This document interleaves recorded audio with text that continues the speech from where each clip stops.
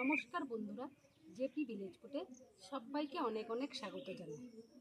বন্ধুরা, আশা করছি আপনারা সুস্থ আছেন, ভালো আছেন। বন্ধুরা, আজকে বানাবো পটল দিয়ে দারুণ একটা রেসিপি। ভিডিওটা স্কিপ না করে প্রথম থেকে শেষ পর্যন্ত দেখুন। ভিডিওটা ভালো লাগলে চ্যানেলটাকে সাবস্ক্রাইব করে আমার পাশে থাকুন। যারা চ্যানেলটাকে সাবস্ক্রাইব করেছেন তাদের অসংখ্য ধন্যবাদ জানাই। যারা চ্যানেলটাকে এখনও সাবস্ক্রাইব করেননি তাদের অনুরোধ করব চ্যানেলটাকে সাবস্ক্রাইব করে পাশে থাকুন। তো চলুন বন্ধুরা, এই পটলের রেসিপিটা আমি কিভাবে বানাই দেখতে থাকুন। বন্ধুরা, এখানে আমি 3টে আলু খোসা ছাড়িয়ে নিয়েছি, দিয়ে জলে রেখেছি। এখানে আমি পটলগুলোর উপরে যে আঁশটা থাকে আঁশটা চেঁচে নিয়েছি। এবার আমি প্রথমে আলুটা গ্রেট করে নেব।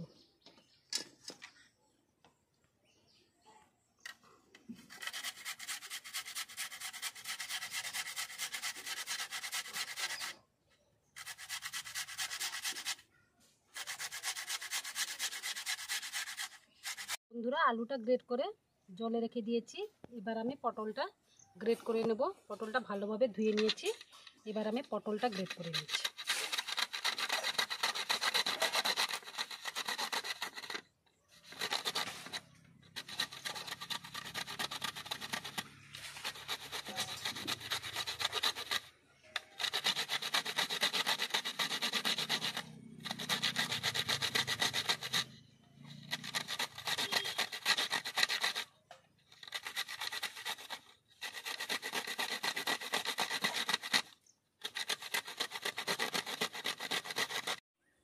বন্ধুরা, আলু আর পটলটা আমি গ্রেট করে নিয়েছি। এখানে আমি উনানটা ধরিয়ে নিয়েছি। উনানের মধ্যে একটা কড়াই বসিয়েছি। কড়াইটা গরম হয়ে গেছে। এবার আমি এর মধ্যে অল্প পরিমাণ সাদা তেল দিয়ে দিলাম।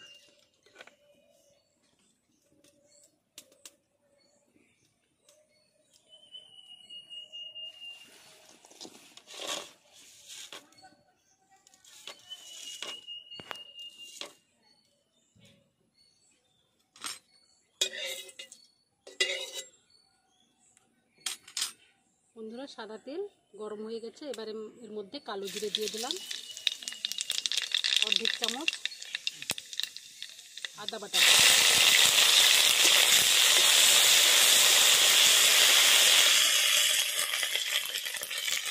এবার আমি গ্রেট করা পটলটা দিয়ে দিই।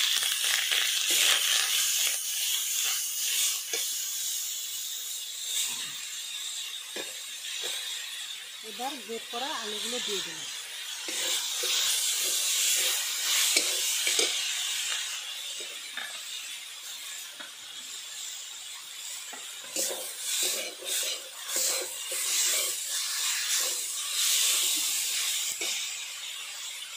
এবার এর মধ্যে স্বাদ মতো লবণ দিয়ে দিলাম,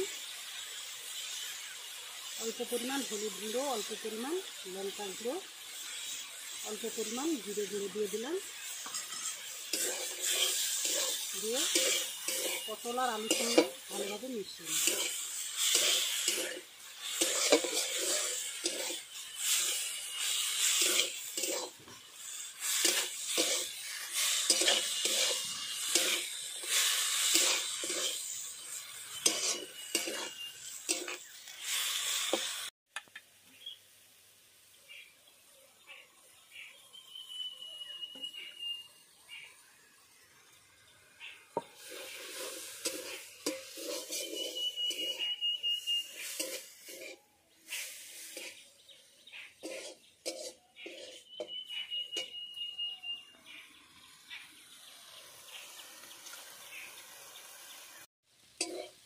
আলু আর পটলটা ভাজা ভাজা হয়ে গেছে। এবার আমি অল্প পরিমাণ গরম মশলা গুঁড়ো দিয়ে দিলাম, দিয়ে ভালোভাবে মিশিয়ে নেব। বন্ধুরা, এবার আমি একটা প্লেটের মধ্যে তুলে নেব, দিয়ে ঠান্ডা করে নেব।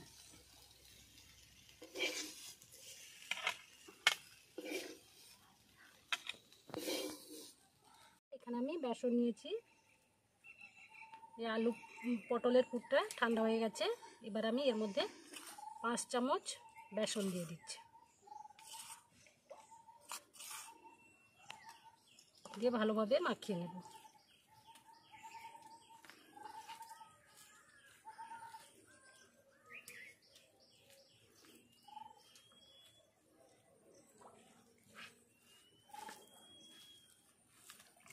কড়াইতে সাদা তেল দিয়েছি, সাদা তেল গরম হয়ে গেছে। এবার আমি পকোড়াগুলো ভেজে নেব। এভাবে চাপটা চাপটা করে নিয়েছি, তেলের মধ্যে দিয়ে দিচ্ছি।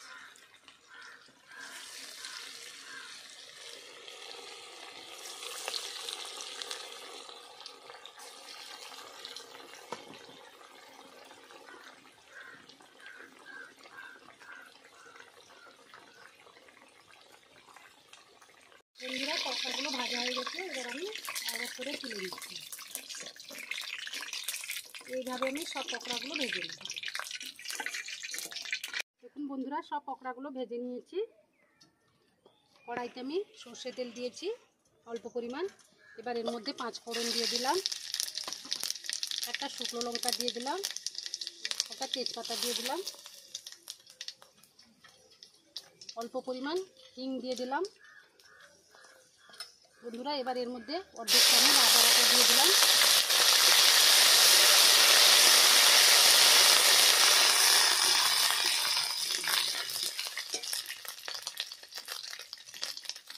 এবার এর মধ্যে আমি জিরে গুঁড়ো দিয়ে দিলাম।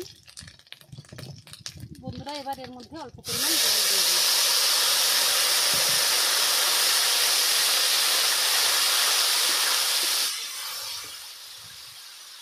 অর্ধেক চামচ ধনে গুঁড়ো দিয়ে দিলাম,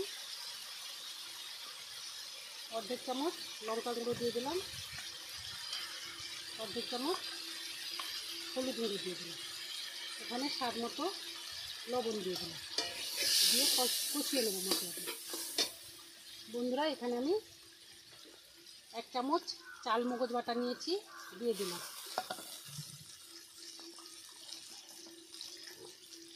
দিয়ে অল্প একটু জল দিয়ে দিচ্ছি।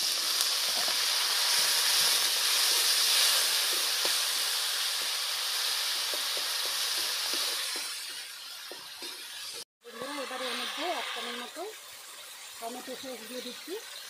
এখানে আর চিনি দিতে হবে না, টমেটো সস মিষ্টি হয়, সেই জন্য আমি চিনি দেবো না।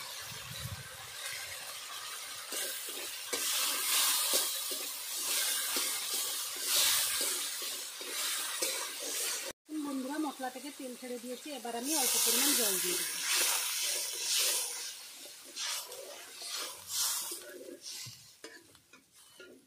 ভালোভাবে ফুটে গেছে। এবার আমি ভেজে রাখা পকোড়াগুলো দিয়ে দিচ্ছি।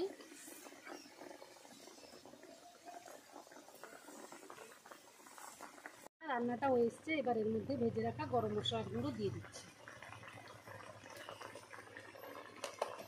যেহেতু এটা নিরামিষ রান্না, তাই আমি এর মধ্যে ঘি দিচ্ছি একটু। বন্ধুরা, এই রান্নাটা আপনারা যে কোনো নিরামিষ দিনে তৈরি করে খাবেন, কতটা দারুণ খেতে হয়। এটা রুটি, লুচি, ভাতের সঙ্গেও খেতে পারবেন। বন্ধুরা, রান্নাটা হয়ে গেছে। এবার আমি নামিয়ে নেব।